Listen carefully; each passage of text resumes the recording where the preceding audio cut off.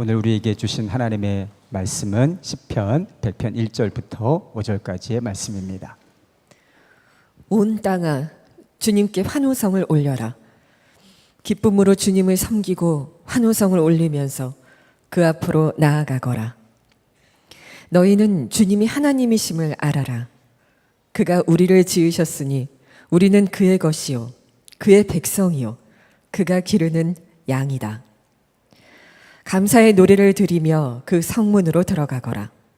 찬양의 노래를 부르며 그 뜰 안으로 들어가거라. 감사의 노래를 드리며 그 이름을 찬양하여라.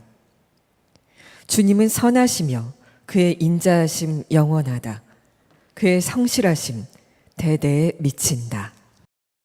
2004년 미국의 한 방송국 토크쇼에서 내가 새 차를 갖고 싶은 이유에 대해서 사연을 공모한 적이 있습니다. 그 사연을 받아서 그 방송국에서 276명의 방청객들을 초대했는데요. 그 방청객들이 무대 위에 올라왔을 때 그 중에서 진행자가 11명을 호명합니다. 그 11명이 무대 중앙으로 나왔을 때 진행자가 이렇게 말합니다. 선물이 있습니다. 선물은 새 차입니다. 라고 말하자 거기에 있던 11명은 모두 환호했습니다. 그 환호에 응답하듯 무대 한쪽에서는 문이 열리고 그들이 받을 새 차가 무대 중앙으로 왔습니다.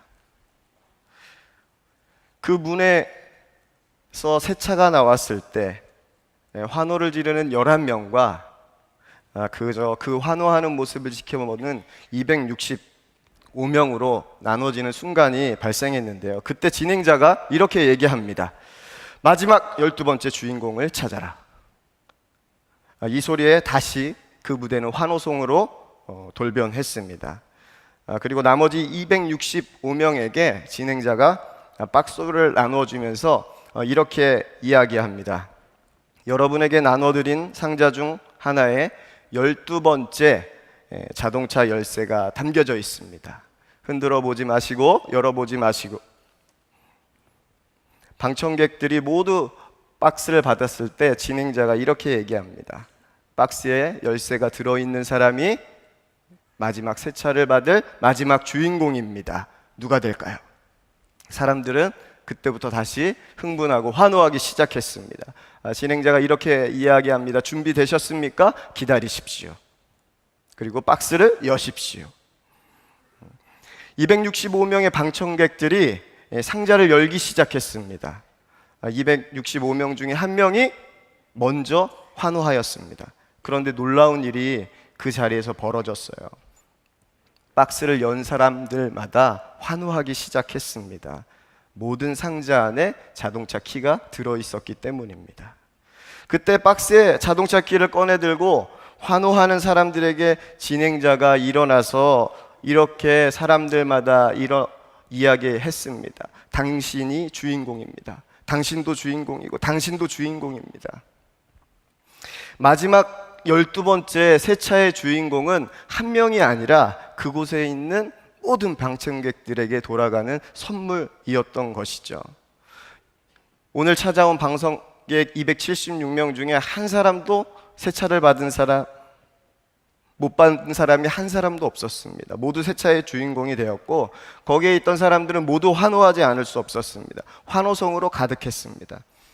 그곳에서 억지로 환호하는 사람 한 사람도 없었습니다. 모두 어린아이들처럼 뛰며 기뻐했습니다. 저는 그 방송 본 것을 잊지 못합니다. 그것이 환호성이겠죠.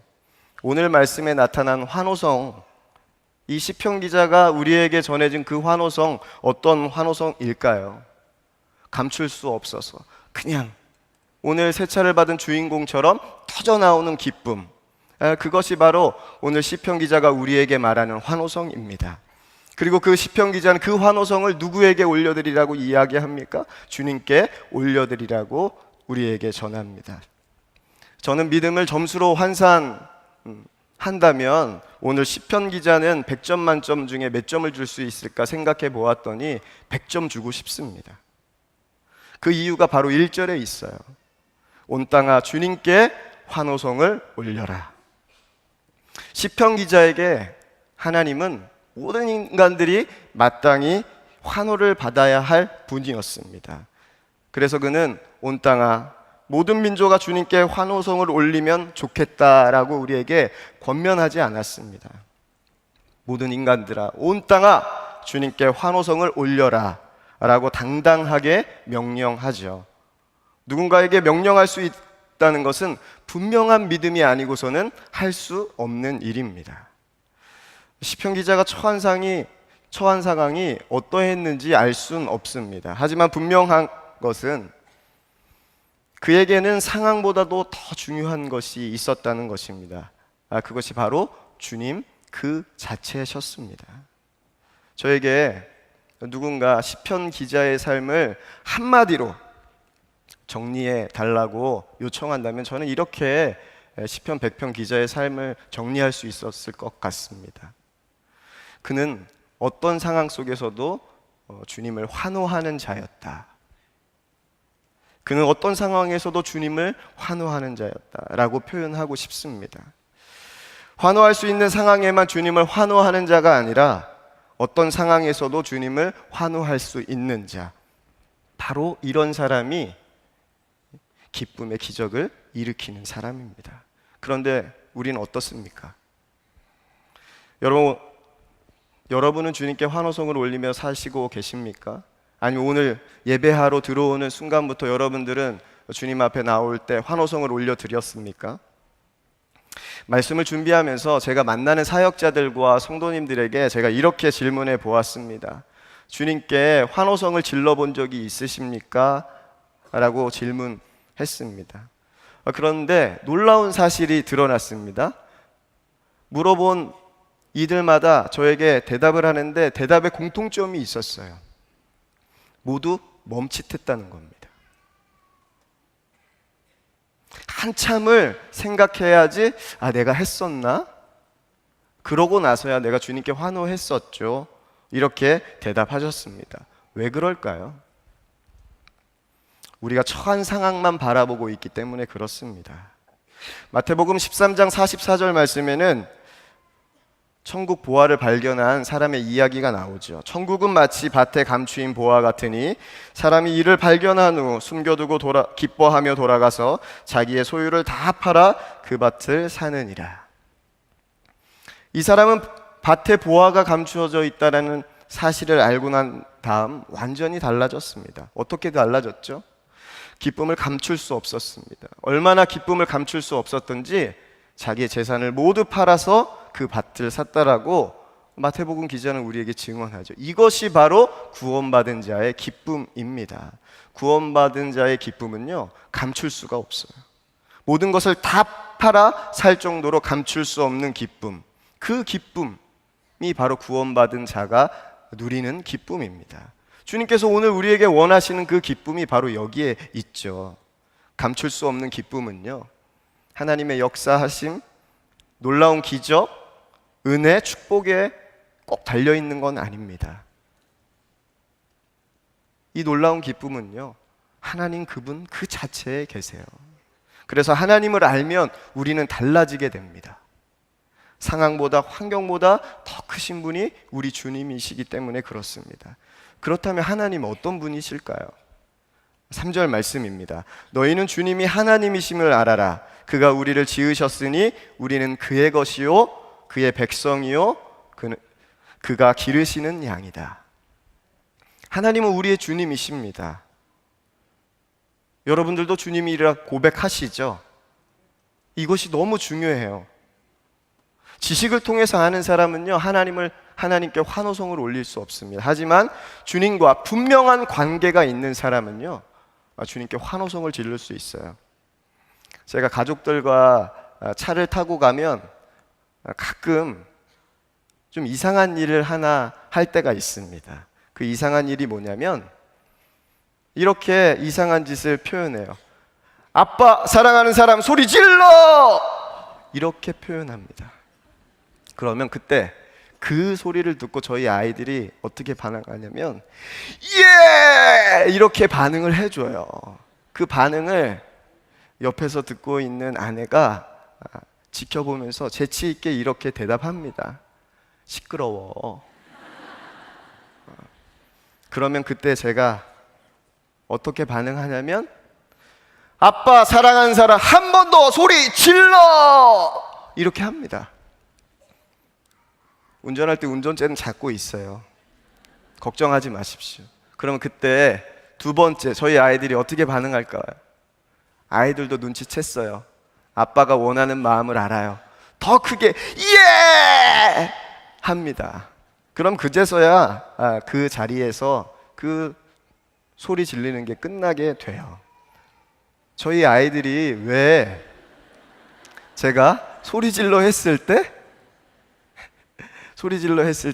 대답했을까요? 이유는 단 하나입니다. 아빠기 때문에 그래요. 아빠기 때문에. 아빠와 자녀이니까 소리 질러준 겁니다. 제자훈련을 하게 되면 4주차 이후부터 노방전도를 2번 나가게 됩니다. 작년에 제가 제자훈련했을 때 우리 반원들과 함께 가든파이브에 가가지고 전도를 했거든요. 그때 전도했을 때 제가 그 가든파이브 한복판에서 여러분 저를 사랑하는 사람 소리 질러! 이렇게 하면 어떻게 할까요? 이거죠. 이거. 네. 전도할 때 꼭 이런 취급 받아요. 이상한 취급 받습니다. 왜 그렇죠? 관계가 없으면요 반응하지 않습니다. 환호는요 그냥 나오지가 않아요. 분명한 관계가 있을 때만 우리는 환호할 수 있습니다. 작년에 제가 송파교구를 담당했습니다. 송파교구를 담당하면서 특별 새벽 기도에 말씀을 준비하고 있었었는데 그때 말씀이 시편 23편 말씀이에요. 여러분들도 잘 아시죠? 여호와는 나의 목자시니 내게 부족함이 없으리로다. 이 말씀을 묵상하면서 준비하고 있는데 그때 하나님께서 저에게 이런 질문 하나 하시는 거예요. 목자가 양을 키우기 위해서 가장 먼저 해야 할 일이 뭔지 아니? 라는 질문이었습니다.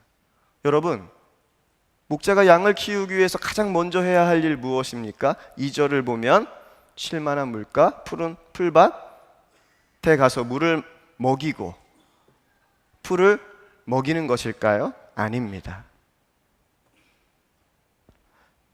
목자가 양을 키우기 위해서 가장 먼저 해야 할 것은 쉴만한 물가로 인도해서 물을 먹이는 것도 푸른 풀밭에 데려가 풀을 뜯기는 것도 아니고 가장 먼저 해야 할 것은 값을 주고 양을 사는 겁니다.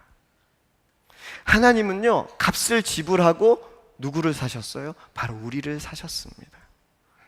하나님 우리를 사시기 위해 자신의 전부인 독자 예수 그리스도를 우리에게 보내주셨죠. 그것을 값으로 지불하셨습니다. 저는 천국을 발견하고 자신의 모든 것을 팔아 그 밭을 산 사람이 바로 누구 닮은 것 같아요? 하나님 닮은 것 같아요. 하나님. 이것이 하나님께서 우리가 어떻게 사시기 원하시는지 보여주는 분명한 증거라고 저는 생각됩니다. 여러분, 어려운 문제 한번 내볼까요? 양이 잘 자라길 바라는 마음은 양이 클까요? 목자가 클까요? 목자가 크다는 사실을 아셔야 합니다. 그래서 저에게는 저만의 하나님의 이름이 있어요. 제 하나님의 이름은요, 나보다 내가 더 잘 되길 원하시는 분입니다. 그분이 바로 저의 하나님이세요. 하나님은요, 여러분이 원하는 것보다 여러분이 더 부족함 없길 원하시는 분, 그분이 우리 하나님이세요. 여러분, 이 사실이 믿어지세요? 이 사실이 믿어지는 사람이 구원받은 자입니다. 하나님을 아는 자이죠. 하나님이 이런 분이라는 사실을 아는 사람은요, 그래서 환경과 상황에 좌우되지 않습니다. 어떤 상황에서도 하나님께 환호할 수 있어요. 이것이 바로 기쁨의 기적입니다. 오늘 이 시간 하나님께서 우리에게 원하시는 것이 바로 이 기쁨의 기적을 누리는 것입니다. 저희 어머니는 폐암으로 지금 7년째 투병하고 계세요. 수술할 수 없는 상태이고 저희 어머니의 생명은 항암제가 어떻게 반응하느냐에 따라서 생사가 달려 있습니다. 항암제가 잘 맞으면 오래 사시는 거고 그렇지 못하면 일찍 하늘나라에 가셔야 합니다. 그 결과를 알게 됐을 때, 그 사실을 알게 됐을 때 참 저희 슬펐습니다. 참 많이 어려웠어요. 그런데 기도하다가 하나님께서 저에게 묻는 겁니다. 너 내가 살아있는 거 믿니? 라는 질문이었어요. 그러면서 한 가지만 드려봐. 너 나에게 한 가지만 줘봐. 한 가지만. 그러면서 기도하고 있는데 제 마음속에 나타났던 단어는 단 하나였습니다. 감사였습니다. 감사. 하나님이 지금 이 순간에 나에게 원하시는 것은 다른 것 아니고 감사이구나. 그 사실을 어머니에게 말씀드리고 항암을 치료하는 순간부터 어머니 이제 우리가 해야 할 일은 하나님께 감사만 하면서 살죠 라고 권면을 드렸습니다. 근데 암 환자 가족으로 살면서 가장 두렵고 떨리는 순간이 있습니다. 그 순간이 언제이냐면 항암제가 잘 들었나 검사하고 검사 결과를 기다리는 시간이에요. 의사가 어떻게 말하느냐에 따라서 완전히 표정 달라집니다. 그러면서 어머니가 검사를 받으시고 일주일 후에 담당 교수를 찾아가게 될 때마다 그 일주일간은 계속 저희 가족들이 하나님 앞에 더욱 이야기하는 것이 있습니다. 지금까지 살게 하신 것도 하나님의 은혜죠. 어머니, 선하신 하나님께서 가장 선한 길로 인도하실 테니까 어머니, 우리는 어떤 결과에도 감사만 하죠. 우리 가정 안에 이 고백이 실제가 되니까요, 그 순간부터 초조했던 마음들, 지금까지 수많이 7년 동안 검사하고 기다리는 일들을 반복했지만 초조함과 불안함에서 자유할 수 있었습니다. 지난 7월 5일이 바로 그날이었어요. 검사 결과를 듣기 위해서 담당 교수를 만나는 날이었습니다. 그날 아내의 영성일기의 일부를 여러분들에게 소개합니다. 어머니 진료가 있어 병원을 모시고 다녀왔습니다. 남편이 검사 결과와 상관없이 어머니 미리 축하합니다. 잘 다녀오세요 라는 말로 배웅을 해줍니다. 어머니 검진 결과가 좋다고 합니다. 건강하시느냐 애쓰셨다고 감사하다고 말씀드렸습니다. 검사 결과가 좋아서 건강하셔서 감사한 것이 아니라 모든 것이 주님으로부터 온 것이기에 감사합니다. 여전히 저희 어머니는 암과 함께 하고 있습니다. 수술할 수 없어요. 상황은 여전히 똑같습니다. 하지만 이제는 나보다 내가 더 잘 되길 원하시는 그분이 하나님이심을 알기에 오늘도 감사하며 기쁨으로 주 앞에 나아가 예배하며 주의 자녀로 살고 계십니다. 이 기쁨의 기적은요, 그냥 나타나지 않습니다. 그냥 나타나지 않아요. 하나님을 알아야 합니다. 알면 우리는 기쁨의 기적을 누리게 되는데요. 그렇다면 하나님을 알 수 있는 가장 좋은 방법 무엇일까요? 그것을 시편 기자가 오늘 우리에게 알려줍니다. 2절과 4절 말씀이에요. 기쁨으로 주님을 섬기고 환호성을 올리면서 그 앞으로 나아가거라. 감사의 노래를 드리며 그 성문으로 들어가거라. 찬양의 노래를 부르며 그 뜰 안으로 들어가거라. 감사의 노래를 드리며 그 이름을 찬양하여라. 하나님을 알 수 있는 가장 좋은 길 무엇이죠? 그 안으로 들어가는 겁니다. 그런데 하나님 안으로 들어가려면요, 한 가지를 지나가야 됩니다. 그것이 문이에요. 문을 통과해야지만 하나님 안으로 들어갈 수 있는데 요한복음 10장 7절 말씀입니다. 그러므로 예수께서 다시 이르시되 내가 진실로 진실로 너희에게 말하노니 나는 양의 문이라. 그 문은 바로 누구이십니까? 예수 그리스도이십니다. 그래서 주님께서 우리에게 이렇게 말씀하세요. 예수께서 이르시되 내가 곧 길이요 진리요 생명이니 나로 말미암지 않고는 아버지께로 올 자가 없느니라. 그래서 우리는 항상 주님 안에 거해야 합니다.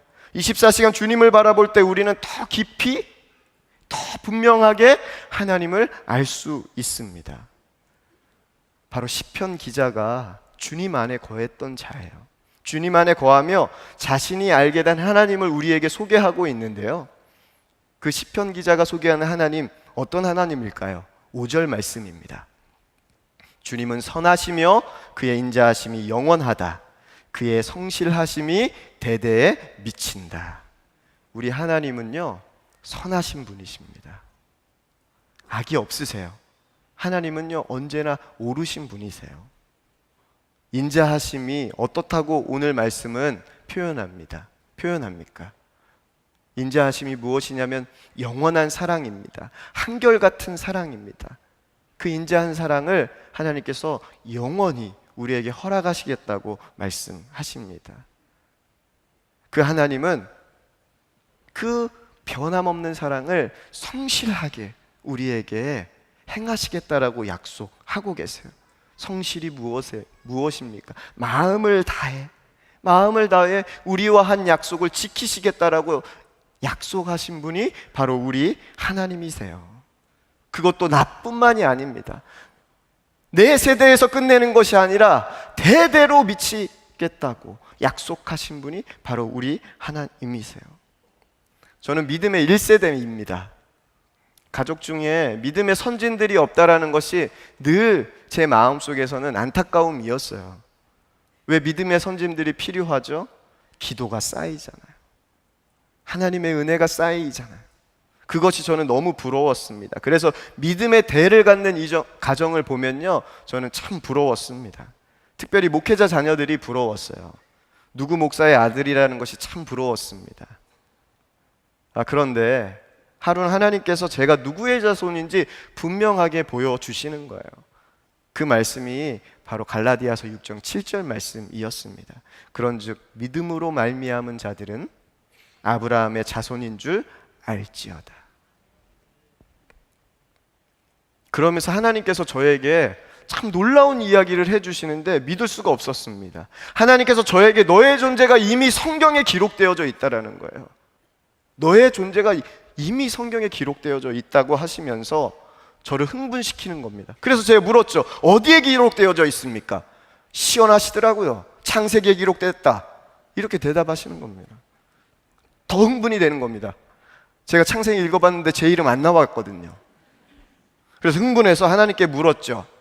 몇 장 몇 절입니까? 그랬더니 정말 우리 하나님 성실하신 분이에요.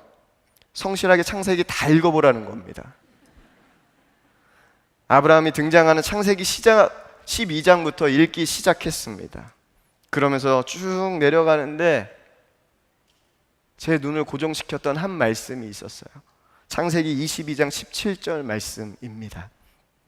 내가 네게 큰 복을 주고 내 씨가 크게 번성하여 하늘의 별과 같고 바닷가의 모래와 같게 하리니 내 씨가 그 대적의 성문을 차지하리라.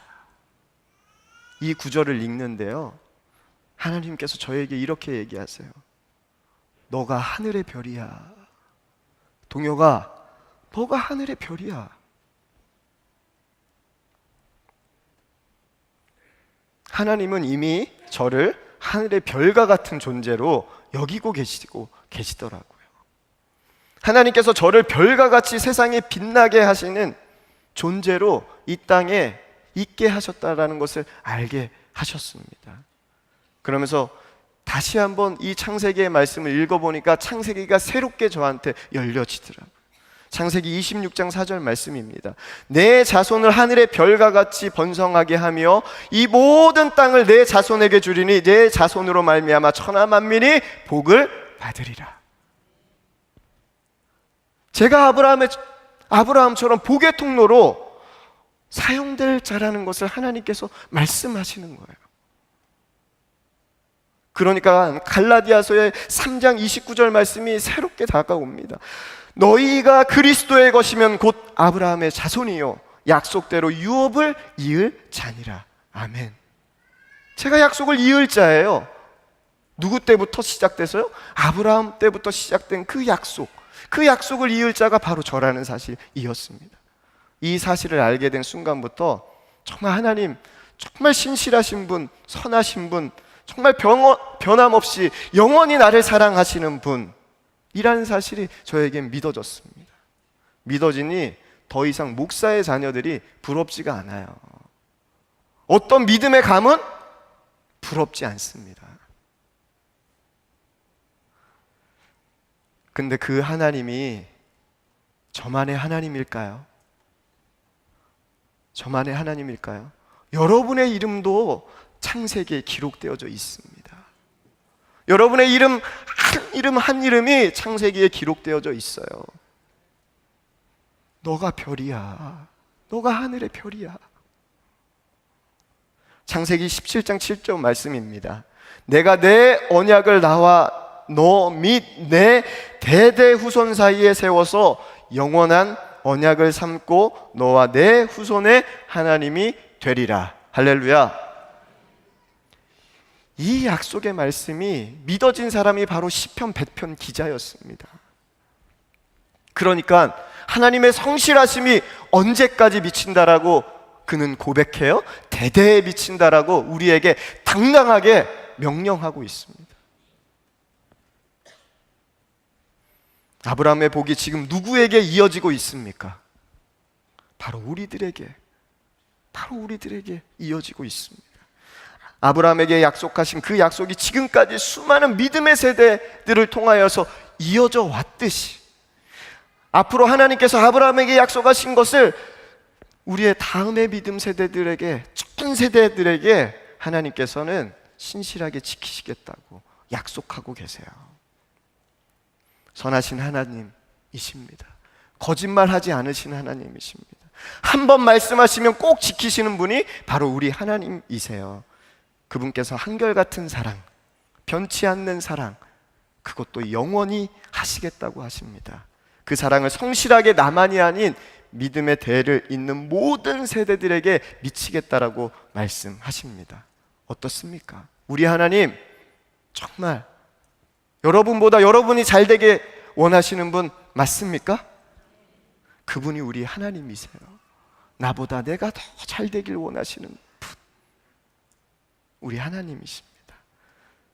지금 성령님께서 여러분들에게 한 가지를 나눠 드리고 있습니다. 여러분들에게 성령님께서 믿음의 박스를 지금 이 시간 다 하나씩 나눠드리고 계세요. 그 박스 안에는 하나님을 알 수 있는 열쇠가 들어 있습니다. 하나님을 아는 열쇠는 예수 그리스도죠. 예수 그리스도가 담겨 있는 사랑은요, 그 박스 안에, 여러분들이 지금 가지고 있는 박스 안에 예수 그리스도가 담겨져 있는 사람은 선하신 하나님의 변함없는 사랑을 영원히 받게 될 것입니다. 그리고 성실하신 하나님께서 그 사랑을 대대로 받게 할 것입니다. 흔들어 보지 마세요. 열어보지도 마십시오. 제 멘트가 아직 남아 있습니다. 엄청난 선물을 받을 사람 누구일까요? 준비되셨습니까? 기다리세요. 이제 여러분의 믿음의 박스를 열어보십시오. 당신이 주인공입니다. 당신이 주인공입니다. 당신도 주인공입니다. 당신도 주인공입니다. 당신도 주인공입니다. 우리가 하나님께 드릴 수 있는 것은요, 환호밖에 없습니다. 저는 그때 방송국이 여기에 다시 온 것 같아요. 환호할 수 있는 이유는요, 여러분, 상황과 형편에 있지 않습니다. 언제나 나를 사랑하시는 하나님, 그분 자체가 우리가 환호할 이유입니다. 기쁨의 근원이신 주님께 우리의 마음을 드립시다. 기쁨의 근원이신 주님께서 이미 예수님을 영접한 여러분의 마음 안에 와 계세요. 이제 우리가 해야 할 일은 내 안에 계신 예수님을 바라보며 환호하며 주 앞에 나아가는 것입니다. 감사함으로 예수님의 문을 열고 그 안으로 들어가는 겁니다. 그 안에 들어가서 하나님을 바라보며 감사의 노래를 드리고 주의 이름, 나보다 나를 더 사랑하시는 하나님, 나보다 내가 더 잘 되길 원하시는 하나님, 찬양합니다. 찬양합니다. 하나님은 우리에게 기쁨의 기적을 일으키실 겁니다. 그 기쁨의 기적이 여러분의 삶 가운데 멈춰지지 않길 축복합니다. 우리 이 시간 함께 기도했으면 좋겠습니다. 이미 여러분 안에 기쁨의 근원이신 예수 그리스도가 와 계십니다. 하나님, 기쁨의 기적은 하나님의 역사하심에 있는 것도 아니고 은혜도 아니고 축복도 아닙니다. 하나님 그분이셨습니다. 예수 그리스도 그분이셨습니다. 주님이 제가 환호해야 할 이유였습니다. 하지만 하나님, 저는 승진하는 게 이유였습니다. 하나님, 제 자녀가 공부 잘하는 게 이유였고 큰 집으로 이사 가는 게 제 이유였습니다. 병이 낫는 게 이유였습니다. 하나님, 제 물질의 문제가 풀려지는 것이 하나님께 환호해야 할 이유였습니다. 하지만 하나님, 오늘 이 시간 하나님 앞에 고백합니다. 내 기쁨의 근원, 내 안에서 기쁨을 일으키시는 분은 오직 주님 한 분뿐이십니다. 주님을 바라보며 나아갈 수 있는, 감사할 수 있는, 기뻐할 수 있는 믿음이 제 안에 있게 하여 주시옵소서. 그 기쁨의 기적의 역사가 하나님 나를 통하여서 우리의 가정 안에, 이 교회 안에, 이 나라 가운데, 세상 가운데 일어나게 하여 주시옵소서. 우리 다 함께 주님의 이름 한번 부르고 기도합시다. 주여, 하나님, 하나님 감사합니다. 오늘 하나님을 알게 하여 주시니 감사합니다. 주 앞에 나아가게 하여 주시니 감사합니다. 아버지, 주의 이름을 찬양하게 하여 주시니 감사합니다. 감사함으로 문을 열고 주 예수 그리스도 앞으로 나아가게 하여 주시니 감사합니다. 내 안에 계신 예수 그리스도를 바라보니 감사합니다. 하나님, 지금까지 우리가 기뻐할 이유가, 환호할 이유가 하나님 세상적인 하나님 상황이었다면 이제 그 상황을 주님 앞에 다 내려놓고 내가 기뻐할 수 있는 이유 단 하나, 오직 예수 그리스도, 나를 살리시고 나를 구원하신 나의 목자 되신 예수 그리스도임을 주님 앞에 고백합니다. 아버지 하나님, 병든 것에 낭망하지 않게 하여 주옵소서. 내 환경과 처지로 두려워하거나 걱정하거나 불안해하거나 염려하는 일들이 하나님 우리 안에서 다 떠나가게 하여 주시고 오직 주 예수 그리스도를 바라보며 살아계신 하나님을 바라보며 기쁨의 기적, 그 기쁨의 기적, 그 놀라운 기쁨의 기적이 우리 안에 일어날 수 있도록 주님 인도하시고 역사하여 주시옵소서. 내 안에 계신 예수 그리스도, 나보다 내가 더 잘 되길 원하시는 하나님, 그 안에서 그 하나님의 이름을 높여 찬양하며 오직 드릴 수 있는, 내가 드릴 수 있는 그 놀라운 환호와 감사가 하나님 이 교회 안에 터지게 하여 주시고 우리 성도들의 삶 가운데 하나님 일어날 수 있도록 주여 인도하시고 역사하여 주시옵소서. 언제나 우리를 가장 선한 길로 인도하시는 하나님을 환호합니다. 우리는 연약하지만 변함없는 사랑으로 한결같이 안아주시는 주님 마음을 다해 찬양합니다. 기쁨의 근원이 주님께 있음을 고백합니다. 하나님, 당신의 자녀들을 기억하소서. 아픈 이들이 있습니다. 부부 문제로, 자녀 문제로 가정에서 힘든 이들도 있습니다. 마음의 염려와 두려움이 떠나지 않는 이들도 있습니다. 경제적 문제로 희망을 잃은 이들도 있습니다. 죄의 문제로 씨름하는 이들, 낭망하는 이들, 절망하는 이들도 있습니다. 주여 긍휼히 여겨주시고 이 모든 문제로부터 자유와 평화할 수 있는 힘을 허락하소서. 그 힘이 주님께 있음을 고백합니다. 믿음으로 내 형편과 상황이 어떠하든지 나보다 내가 더 잘 되길 원하시는 주님을 환호하는 기쁨의 기적이 우리에게 일어나게 하소서. 그 기쁨이 우리 안에 멈추지 않게 언제나 주님을 바라보며 나아가는 우리가 되게 하소서. 열방의 선교사님들을 위해 기도합니다. 주님을 바라보며 선교사님과 가정의 기쁨의 기적을 누리게 하소서. 언제나 신실하시 지키시고 보호하시는 주님을 신뢰하며 주님과 온전히 하나 되게 하여 주소서. 이 나라와 민족 가운데 원망과 미움이 사라지게 하여 주시고 용서와 화해의 십자가 복음으로 통일이 이루어지게 하소서. 특별히 북한 땅의 믿음을 지키며 나아가는 이들 있습니다. 변함없이 사랑하시는 주님을 바라보며 어떤 상황 속에서도 끝까지 믿음을 지키게 하소서. 억류되어 있는 이면수 목사님, 김동철 목사님, 김국기 목사님, 김정욱 선교사님, 최충길 선교사님, 김상덕 교수님, 김학송 교수님, 이름은 모르지만 함께 갇혀 있는 많은 이들 있습니다. 주여 속히 풀어주소서. 신실하신 하나님, 한국교회가 십자가 복음만 자랑하고 바라보며 새로운 부흥을 누리길 원합니다. 온 교회와 성도가 성령 안에서 하나 되어 사랑만 하게 하여 주시고 세상의 복음의 역사를 드러내게 하옵소서. 이 시간 주님께 마음을 담아 귀한 예물을 주님 손에 올려드립니다. 드린 이들에게 부족함 없게 하시는 주의 충만한 은혜를 누리게 하옵소서. 드린 예물을 통해 사용되는 곳마다 주의 사랑과 영광만 나타나게 하옵소서. 이 모든 말씀 예수 그리스도의 이름으로 기도합니다. 아멘. 우리 이 시간 다 함께 일어나셔서 우리 모든 상황 속에서 찬송하겠습니다.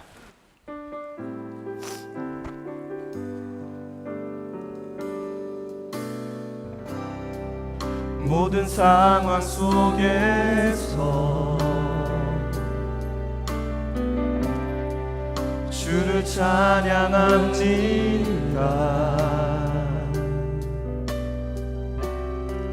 주는 너의 큰 상급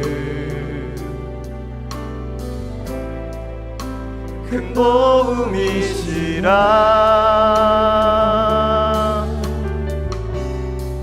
주의 얼굴 구할 때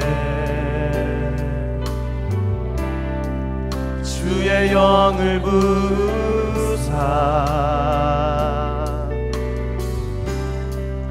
크신 사랑 안에서 주를 보게 하소서.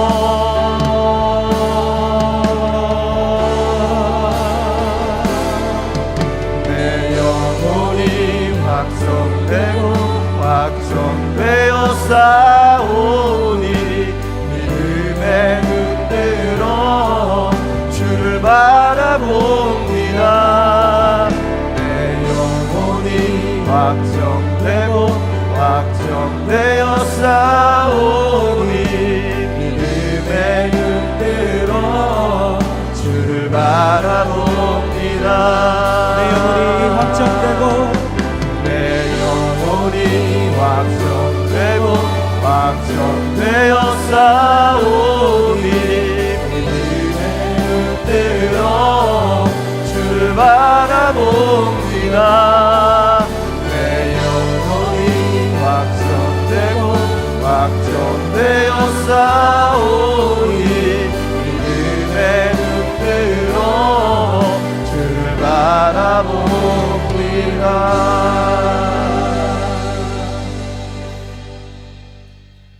이제는 우리 구주 예수 그리스도의 십자가의 보혈의 은혜와 하나님의 크신 사랑하심과 성령님의 보호하시고 교통하심이 예배를 마치고 돌아가는 우리 사랑하는 선한목자교회 성도들과 가정 위에 이제로부터 영원까지 함께 하시길 간절히 축원하옵나이다. 아멘.